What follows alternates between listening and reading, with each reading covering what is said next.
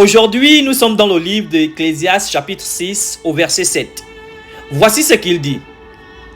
Tout le travail de l'homme est pour sa bouche, et cependant, ses désirs ne sont jamais satisfaits. Waouh! Et donc ici, on voit la nature de l'homme à être un éternel insatisfait. Je me rappelle encore quand on était plus jeune, on voyait ces oncles-là ou encore on voyait ces célébrités qui étaient très riches et on se disait en nous, si j'avais juste la moitié de ce qu'il a, si j'avais juste un quart de ce qu'il a, je serais satisfait. Mais en grandissant, on se rend compte que ce n'est pas vrai.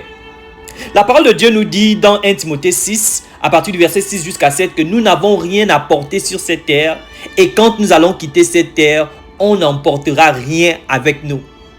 Et donc ici, ça nous montre la vanité des choses que nous poursuivons chaque jour.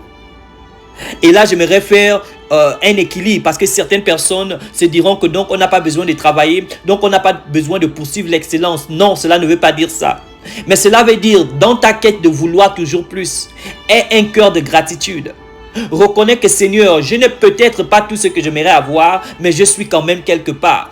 Ça fait en sorte que ton cœur reste dans la gratitude. C'est pourquoi la parole de Dieu nous dit, rendez grâce à Dieu en toutes choses.